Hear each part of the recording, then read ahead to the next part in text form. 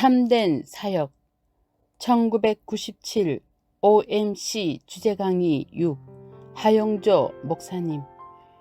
양육에 대한 얘기를 여러분과 나누었습니다.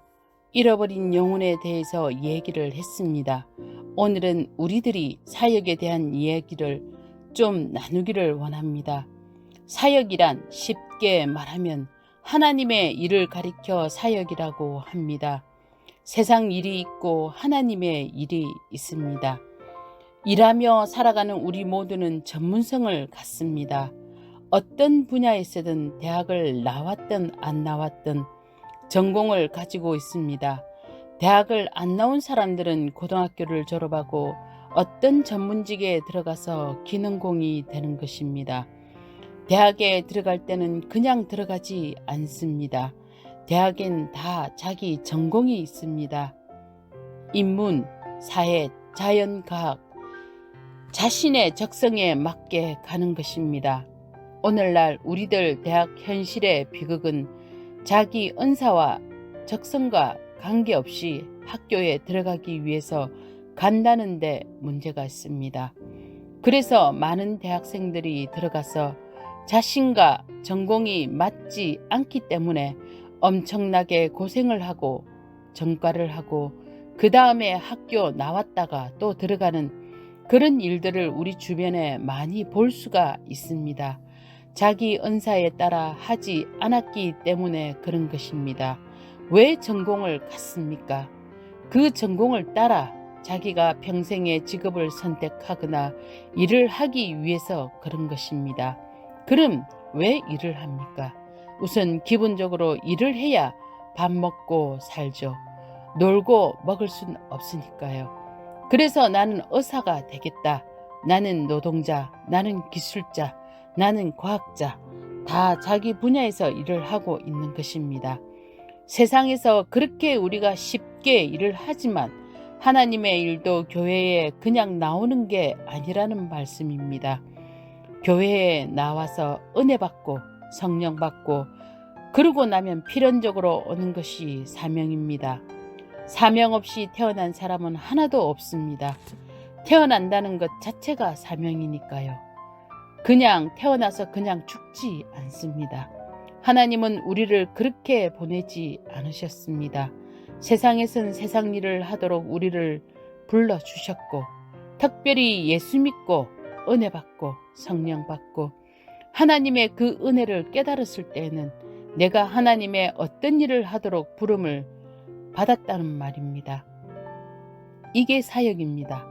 그 사역을 하는 사람을 가리켜 사역자라 그런 말을 합니다. 옛날에는 목사와 평신도라는 말밖에 없었습니다. 우리 교회에서 부르는 말들 중에 목사, 장로, 집사, 권사 이런 말밖에 없었습니다. 그 말에 다 우리가 얽매임을 받는 것입니다. 사실은 목사도 사역자고 장로도 평신도도 권사도 사역자입니다. 그런데 우리는 직함만 가지고 있지 우리의 본질을 목사가 사역자요, 장로도 사역자라는 것을 가끔 잊어버리고 확인하지 않기 때문에 자꾸만 직분의 문제를 가지고 다투기도 하고 갈등을 느낀다는 것입니다. 본질을 잃어버리면 언제나 문제가 생깁니다. 여러분 왜 목사가 되셨습니까? 본질을 잃어버리면 사고가 생깁니다. 왜 여러분 장로로 뽑아주신 줄 아십니까? 저희 교회에서는 지금 아직도 장로를 투표로 하고 있지만 언젠가는 제비 뽑으려고 합니다. 그게 성경적이거든요. 선거를 하면 국민의 대표인 줄 압니다. 국회의원 같은 생각을 한다고요. 그래서 뭔가 하나님의 일을 하는데 잘못된 개념이 들어오기 쉽습니다. 교회가 민주화되는 것도 좋지만 교회는 민주화되는 곳이 아닙니다. 영적인 곳입니다. 모세를 언제 투표했나요? 그렇지 않습니다. 하나님이 택한 것입니다. 하나님이 기름 부어 세운 것입니다. 하나님의 일은 그렇게 하는 것입니다. 사람이 의견 좋아서 만드는 게 하나님 일이 아니라고요. 우리가 사람 일 하는 것은 아닙니다. 하나님의 일을 하는 것이에요. 그게 사역입니다. 우리가 사람 일 하는 것 아닙니다. 하나님의 일을 하는 것입니다. 그게 사역입니다. 이런 의미에서 모든 크리스찬은 사역자고 부름을 받았다고 말할 수 있습니다. 이 투표 때문에 교회가 얼마나 상처를 받습니까? 초대교회 7 집사를 투표했습니까? 아닙니다. 기도하고 임명한 것입니다. 영적 건의가 필요한 것입니다. 하나님으로부터 왔다. 사람이 뽑은 게 아닙니다. 왜 목사의 위기가 있습니까? 신학교 졸업하고 목사 시험 보고 받는 것이에요. 면허증 따는 것 같은 그런 개념이 있기 때문에 진짜 헌신과 부름과 눈물이 없어요. 신학교가 왜 외롭고 쓸쓸한 곳인 줄 아십니까? 목사증 따는 곳이니까요. 여기서 정말 기독교의 공동체를 경험하고 거기서 정말 우리가 하나님의 사람으로 훈련받는 선지 동산으로서의 개념보다 제도적 개념이 많기 때문에 어떻게 하면 빨리 졸업해서 목사 고시 봐서 목사 안수 받나 그런 수단으로 생각하기 때문에 거기에 영생이 메마르게 됩니다. 저는 목사의 영성과 선교사의 영성이 다르다는 것을 압니다. 신학생의 영성과 선교단체의 영성이 다릅니다. 선교단체는 자기 피를 뽑아서 목자들 월급 줍니다. 선교단체는 누가 월급을 안 준다고요. 다 헌신하고 밤을 새워가면서 그런데 신학교 들어가면 밤새는 게 없거든요. 선교사는 기도 안 하면 살지 못하는 사람이에요. 목사는 자동차 주죠. 집 주죠. 월급 주죠. 안전지대에 있는 사람입니다. 기도가 다릅니다. 우린 그걸 근본적으로 알아야 됩니다. 우리가 목회자들이니까 그걸 알아야 됩니다. 우리에게 필요한 것은 선교사의 영성입니다. 오늘 기도하지 않으면 선교비가 안 오는 겁니다. 전도도 마음대로 못하는 사람들입니다. 우리야 교인들이 다 와 앉아 있잖아요. 전도 안 해도 다 앉아 있습니다. 그거 가지고 우리가 불평한다면 할 말이 없습니다. 교회가 작다 크다 교인이 말 듣는다 안 듣는다 그거 다 행복한 얘기가 아니겠습니까? 아주 행복한 얘기입니다. 사역이란 내 일을 하는 게 아닙니다. 하나님 일 하는 것입니다. 내 일 한다면 할 말은 많겠지만 하나님의 일을 하는 것이기 때문에 하나님으로부터 은혜 못 받으면 하나님의 일 못합니다. 사역이 왜 피곤할까요? 내 일이 됐기 때문입니다. 하나님의 일이 아니고 그것이 감정이 들어가기 때문에 그렇습니다. 여러분, 하나님 일에는 말이 없습니다. 순종하면 됩니다.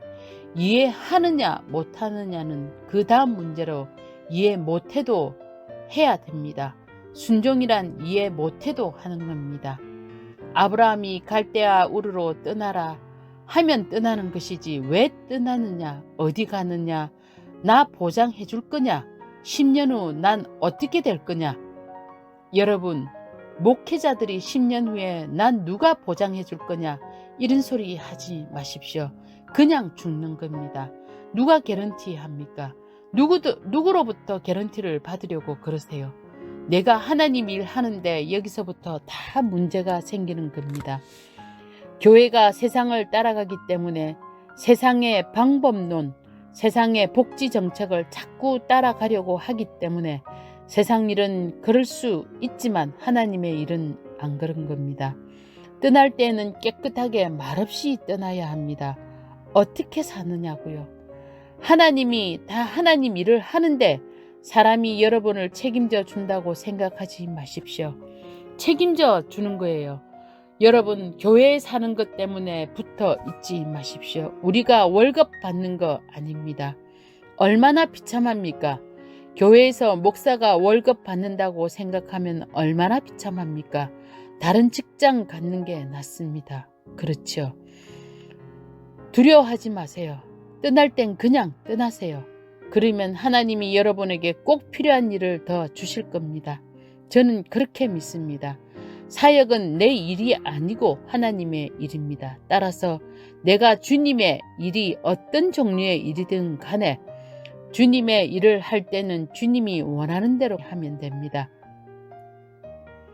주님이 시키는 대로, 소위 말하면 내가 힘을 주면 안 됩니다. 여러분, 힘 빼시기 바랍니다. 힘 빼세요. 그분이 하시는 겁니다. 내가 하는 일은 그분의 손에 붙잡히는 겁니다. 그분이 가는 대로 가고 그분이 움직이는 대로 내가 따라갈 때 위대한 작품이 나타나는 것입니다. 그게 사역입니다. 사역이 왜 피곤해졌느냐? 우리가 사역을 하면서 왜 탈진했느냐? 주님의 방법대로, 주님의 뜻대로, 주님의 시간대로 안 하면 탈진합니다. 진짜 사역은 하면 할수록 힘이 납니다. 병든 사람은 일할수록 피곤합니다. 건강한 사람은 일할수록 건강해지고 힘이 넘치는 겁니다. 병든 사람은 안마하면 아픕니다. 누르기만 해도 아픕니다. 건강한 사람은 때릴수록 시원한 것입니다. 여러분, 바로 이것이 사역입니다. 사역은 탈진할 수 없습니다. 사역은 하면 할수록 신나고 재미있고 건강하고 열매가 많은 것이 하나님의 일입니다. 그럼 사역이 덫에 걸렸다. 왜 사역이 무너졌느냐? 왜 사역이 안 되느냐? 왜 사역에서 피곤해졌느냐? 다시 말하면 사역이 피곤해진 데는 반드시 그러한 이유가 있다는 것입니다. 꼭 기억하십시오. 사역은 내 일이 아니고 하나님의 일입니다. 따라서 사역은 하나님이 주시는 것입니다.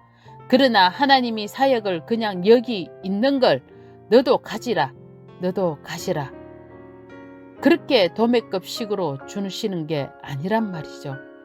대학에 전공이 있듯이 자기가 은사에 맞게 전공을 하듯이 하나님은 어떤 목적을 가졌을 때 그 일을 하길 원하시고 그 일에 합당한 사람을 택하시고 그 사람에게 합당한 은사를 주신다는 것입니다. 은사란 뭐냐? 하나님이 주신 선물인데 밤새도록 하는 게 은사입니다. 하지 말라고 해도 하는 게 은사입니다. 은사대로 사는 사람은 그걸 그렇게 하면 기쁘고 좋은 것입니다. 저는 일을 참 좋아하는 그런 사람 중에 하나인데 안식년 갔더니 제가 또 딴 일을 했거든요. 우리 교회 목사님들이 다 걱정합니다. 쉬라고 그랬더니 또 일을 하느냐고요. 모르시는 말씀입니다. 그 일을 해야 내가 건강하거든요. 좋아하니까. 나는 교회 일이 그렇게 좋을 수가 없습니다. 그리고 밥 안 먹어도 좋은 게 두란노 일입니다. 두란노 생각하면 괜히 배가 불러 신이 나고 밤도 새고 그럽니다. 그것도 못 말리는 일입니다. 전 잡지를 13개 만들었거든요. 그러고도 부족합니다. 또 만들고 싶거든요. 그게 은사입니다. 또 하나는 설교가 제 은사라는 것을 알았습니다. 왜요? 이 자리에 오면 제일 마음이 좋고 편하거든요. 제가 가장 기다리는 날이 주일에 이 자리에 서는 날이거든요. 빨리 와야 되는데 안 오는 겁니다. 그러니까 은사 맞죠? 재미가 있어야 됩니다. 재미가 있고 신이 나고. 여러분, 취미란 자기가 돈 주고 하는 게 취미입니다. 자기가 돈 들이고 재미가 있어야 됩니다. 하나님이 우리에게 그런 은사들을 주셨는데 똑같이 안 주시고 사람마다 다르게 주셨습니다. 그러니까 자기 직분, 직책, 내가 장로니까 그러지 마십시오. 내가 목사니까 그러지 마십시오. 목사님도 설교에 은사 안 주시는 분이 설교하면 교인 괴롭고 자기 괴롭습니다. 자기 은사대로 갑니다. 어떤 사람은 꼭 설교만 하는 것이 아닙니다. 선교사로 갈 수도 있고 행정할 수도 있고 다른 일 할 수도 있는 겁니다. 문서 활동을 할 수도 있고. 그런데 그분은 설교는 못하는데 문서는 기가 막힙니다. 어떤 사람은 멀티 비전 잘 만지는 사람, 다 다릅니다. 다시 말하면 자기 은사대로 가라는 것입니다. 담임 목사가 은사인 걸 아십니까? 담임 목사 안 할 사람이 담임 목사 하면 교회는 깨집니다. 담임 목사는 다스리는 은사가 있고 행정하는 은사가 있고 리더십, 다른 사람을 다 격려하고 엮어주고 이런 은사가 있을 때 그 열매가 맺는 것입니다. 어떤 사람은 부목사의 은사가 있는 사람이 있습니다. 그런 사람은 평생 부목사로 살아야 합니다. 그게 나쁜 게 아닙니다. 그게 은사입니다. 남을 섬기는 것. 자기는 세컨맨 되길 좋아하는 분이 있습니다. 자긴 스타가 싫습니다. 언제나 그는 갈렙 같은 은사가 있습니다. 여호수아의 은사도 있지만 갈렙 같은 은사도 있단 말입니다. 이런 은사에 따라서 사역할 때 열매가 맺어지는 것입니다. 여러분, 사역이라는 것이 부르심과 연관되어 있습니다. 우린 한 소망 안에서 한 부름을 받았다. 에베소서 4장에서 보면 우리를 교사로, 선지자로, 혹은 예언자로, 사도로, 교사와 목사로 불러주신 것은 세 가지 목적이 있습니다. 첫째, 성도를 온전케 하며, 두 번째는 그들에게 봉사의 일을 하게 하며, 세 번째, 그리스도의 몸을 세우려는 것입니다.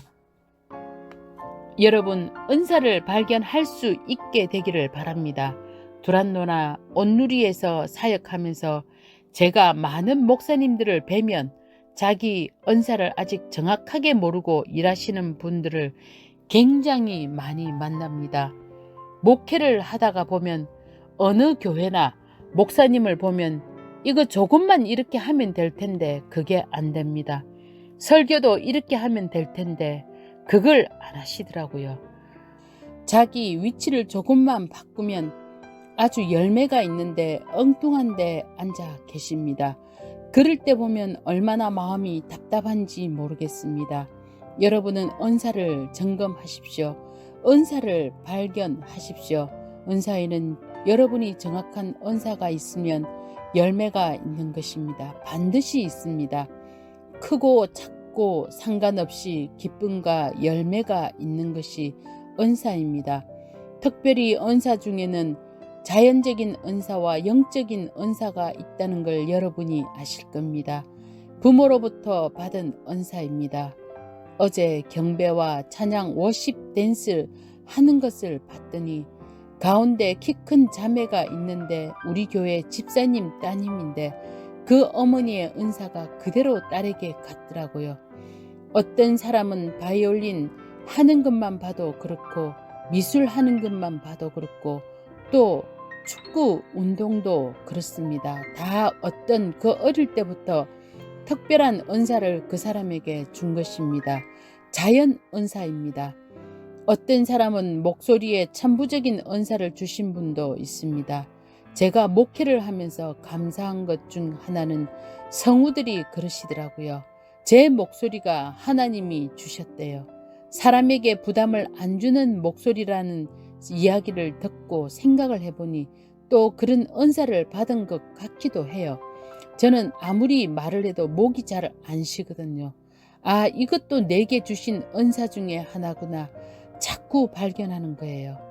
그런데 이런 은사들이 있는데 그 은사들보다 더 중요한 것은 성령 받았을 때 주시는 영적 은사들, 우리가 하나님을 섬길 때는 이 은사가 아주 중요합니다. 이 은사에 따라서 사역을 하는 것입니다.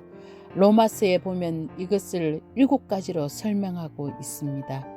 예언의 은사, 특별히 말씀에 탁월한 은사가 있는 분이 있습니다. 그분들은 성경 한번 탁 보면 금방 압니다. 어떤 사람은 하나님의 말씀을 금방 깨닫는 사람이 있습니다.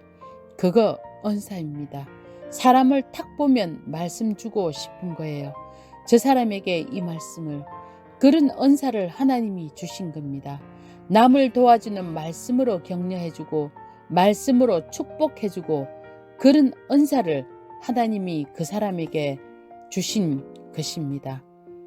어떤 사람은 섬기는 은사가 있습니다. 제가 연예인 교회 할 때 청소하는 은사를 가진 연예인을 하나 만났습니다. 이 사람은 신방을 같이 가면 사람은 안 보고 청소 안 된 것만 보이는 겁니다. 그래서 이 집안은 청소도 안 한다고 마구 욕을 하는 것입니다. 누가 시키지도 않았는데 걸레 가지고 와서 자꾸 닦습니다. 그냥 좀 가만히 있으라고 청소하러 왔냐고 하면 또 가만히 있다가 5분을 못 견딥니다. 그 사람 눈에는 그게 자꾸 보이는 거예요. 그런 은사가 있더라고요. 사람마다 어떤 사람은 가르치는 은사가 있습니다. 저는요, 그 의사 선생님들 있죠. 한의를 하든 양의를 하든 약방을 하시든 이런 분들에게는 저는 치유의 은사가 임하기를 원합니다. 왜냐하면 그분들은 직업상 누구를 만납니까? 환자들을 만납니다. 그러니까 약으로만 치료하는 게 아니라 그 의사들에게 하나님이 신유의 은사를 주시면 얼마나 좋겠습니까? 그래서 전 우리 교회에 약 300여 명의 의료계에 종사하시는 분들이 있는데 그분들에게 다 치유의 영이 임하기를 기도해요. 물론 전혀 그것과 상관없는 사람이 안수하면 병 낫는 수도 있습니다. 또 가르치는 은사가 있는 분들은 대학교 교수나 학교에서 교편 잡으신 분들은 본의 아니게 무슨 말이든지 논리적으로 하는 힘이 있는 사람들입니다. 설득력이 있습니다. 교사가 설득력이 없으면 어떻게 가르치겠습니까? 이 말했다 저 말했다 하면 어떡하겠습니까? 그 사람들은 이미 하나님께서 자연적으로 모든 사물을 정리하고 서론, 본론, 결론을 만들고 딱 맞춰서 논리적으로 설득할 수 있는 은사를 주신 사람들입니다. 영적으로도 마찬가지입니다. 하나님의 진리의 말씀들을 잘 이해하고 소화해서 남에게 가르치는 그런 탁월한 은사가 있습니다. 이런 사람들은 5시간, 10시간을 가르쳐도 피곤하지 않고 또 가르치겠다고 하면 또 가르치겠다 그럽니다. 이런 영적인 은사가 있습니다. 여러분이 가진 은사가 뭐냐는 것입니다. 다 다릅니다. 목회자는 사람 만나는 은사입니다. 사람 만나는 게 힘들면 곤란합니다. 몇 사람 만나면 탈진했다. 이게 문제입니다.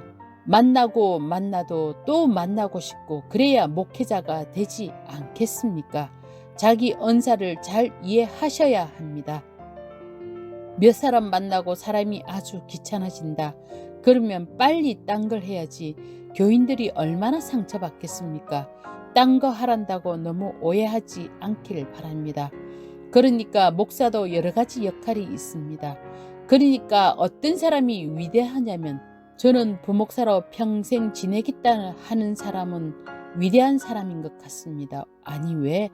담임 목사가 되고 싶지 않고 자기 혼자 해보고 싶은 마음이 왜 없겠습니까? 인간적으로. 그러나 자기 은사가 그게 아니란 말입니다. 나는 도와야 하는 은사라는 것이죠. 나는 평생 그거 하겠다는 것입니다. 그걸 해야 나는 행복하고 내가 도와주면서 다른 사람이 스타 되는 것을 나는 기뻐하는 사람입니다. 그것도 은사죠. 남을 소위 건면하는 은사를 가진 사람이 있습니다. 그 사람은 얼굴만 보면 위로가 되는 경우 구제하는 은사가 있는 것입니다. 그 사람 눈에는 불쌍한 사람만 보입니다. 중보 기도도 은사입니다. 다스리는 능력, 리더십도 은사입니다. 그 사람 보면 다 따라가고 싶은 겁니다. 그 사람 말을 듣고 싶은 겁니다. 논리가 없어도 그냥 듣고 싶은 겁니다. 그 사람 따라가고 싶고 사랑하고 싶은 겁니다. 그 사람은 리더십에 그런 은사가 있는 사람입니다. 이렇게 은사가 다 다르다고 하는 것입니다. 그러나 결국 은사가 다르지만 하나님께서는 그 다른 다양한 은사들을 하나로 만드시는데 그것이 교회입니다. 그리스도의 몸을 이루는 것입니다.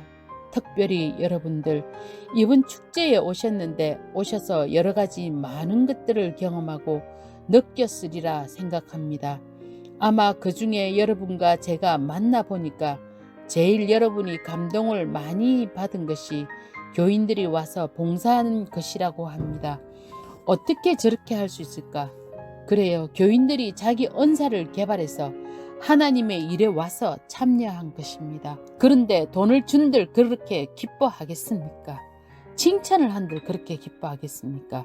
하루 종일 서 있고 저렇게 행복해 하거든요. 이게 교회예요. 교회의 신비스러운 거예요. 나중에 2000만 비전을 얘기로 하겠습니다만 제가 바로 그 교회에 세미나를 왜 하는지 아세요? 제가 하는 강의는 여러분 다 할 수 있습니다. 저보다 더 잘할 수 있습니다. 그러나 우리가 바로 그 교회에 세미나 하는 것은 이 교회를 실제로 이룬 사람들이 수십 명이 이미 있기 때문에 그 간증들이 있기 때문에 우리는 그런 실험이 있기 때문에 실제로 그 사람들이 중국에 가고 아프리카에 가고 제주도를 가서 그리스도의 몸을 이루었기 때문에 그게 교회라는 것입니다. 여기에 있는 것이 이것이 교회가 아니고 여기에서 예수 믿고 구원받고 성령 받은 사람이 그리스도의 몸을 이루어서 자기 언사대로 자기 부름대로 이게 하나님이 내게 주신 일이다 생각해서 그 좋은 환경과 그 좋은 여건과 그 행복하고 안락한 것을 다 포기하고 고통과 역경과 어려움이 있지만 가지 말래도 그 길 갔다는 것입니다. 거기 가서 하나님의 나라를 이루고 거기에서 놀라운 그 교회를 만들어가는 것이 바로 그 교회란 말입니다. 이걸 나누고 싶은 겁니다. 이것이 교회입니다. 그래서 중요한 것은 평신도 드립니다. 온누리 교회가 약 340명에서 350명의 선교사를 파송했는데 그 중에 80~90%는 목사가 아니고 평신도입니다. 평신도 전문인들. 목사가 할 일은 극히 제한되어 있습니다. 그러나 평신도들이 할 일은 무한합니다. 엄청납니다. 따라서 교회는 평신도들에 대해서 눈을 떠야 됩니다. 자, 이제 여러분에게 제가 세 사람을 소개하고자 합니다. 먼저 치과의사로서 제주도에 가셔서 그리스도의 몸을 이루고 교회를 이루었던 한 형제를 여러분에게 소개합니다. 우리 라체강 집사님 나오십시오. 박수로 환영해 주십시오.